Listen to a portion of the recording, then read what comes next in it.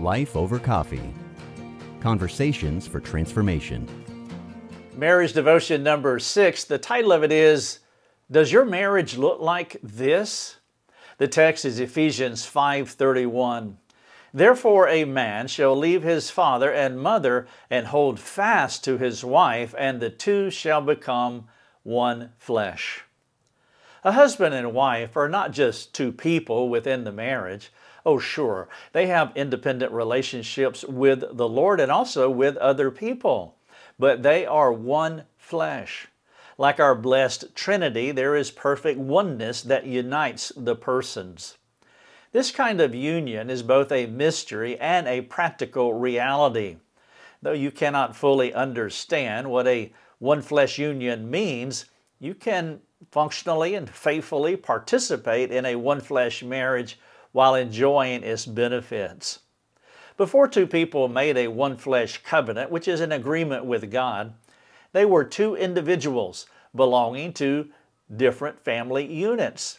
At some point after meeting each other, they realized that being with each other was worth leaving their respective families to set up their unique, autonomous domestic empire. A family is not just when a couple has children, but when a couple is a couple, when they are married. The first family unit was Adam and Eve. They later added children to their domestic empire. This newly formed family of two agreed they would honor, cherish, love, serve each other until death separated their one-flesh union. At the beginning of any marital covenant, the couple is, for the most part, two different entities. Though on paper they are one flesh under God and before the world, they are yet unable to fully enjoy all the benefits of being one flesh. But with time and a whole lot of grace and some community and intentionality, it will be possible for them to mature into a God-husband-wife harmonic union. Not being able to entirely enjoy what it means to be one flesh is similar to our relationship with the Lord. After your second birth, you received everything that you needed to be Christ-like. However, the functional working out of the fullness of what God intends for you to enjoy, it takes a while to enjoy it thoroughly. One flesh living is a lifelong journey. From your first introduction to your future separation at death, your life should be an ever-unfolding mystery that incrementally reveals itself to you as you navigate the contours of life together. The idea of living in a one-flesh marriage is like many petals on a flower that mature through time. It is an assimilation of mind and body, soul, spirit, emotions, will, strengths, weaknesses, and more. Let me give you some of the goals of a married couple as they move toward what it means to begin maturing in a practical one-flesh union.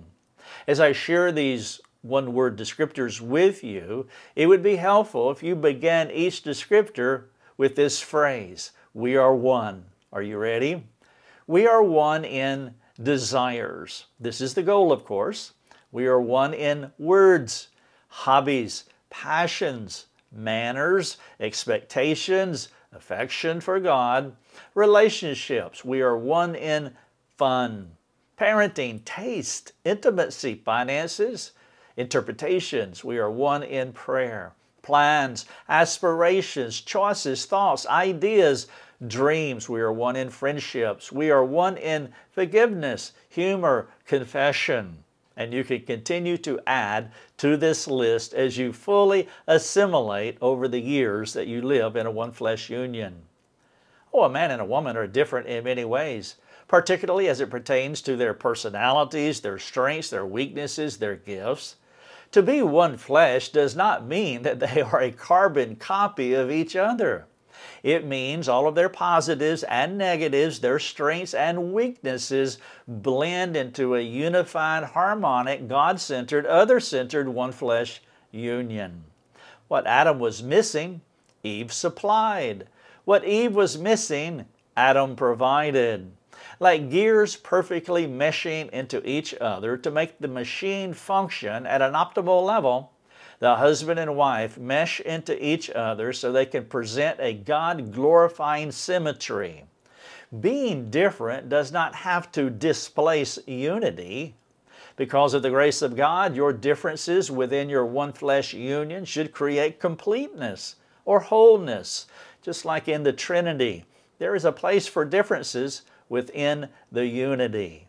This is Marriage Devotion, day number 6. Here's a reflection question for you. Think about the one flesh list that I read to you. Which one stuck out to you? What other one flesh traits would you add to that list? It was not an exhaustive list. Now here's a practical suggestion to go with this devotion. Over the next 5 days, would you talk to your spouse about the traits that stood out to you? Talk about those in which you are truly maturing as a one flesh couple. And then would you discuss how you both can become one in some of the other traits? I'm sure that there are some of the traits where you recognize that you can grow in, the areas where both of you can grow together. And so I want you to identify evidences of grace, where you are appropriating God's grace in your life and you're assimilating into a one flesh union. But then also, there is room to grow. And so as you look at that list and as you add to it, pull out a couple of things that you want to take a look at and apply to your life. This is Marriage Devotion, day number 6. The title of it is, Does Your Marriage Look Like This? Thanks for joining us. Learn more and get access to other resources at lifeovercoffee.com.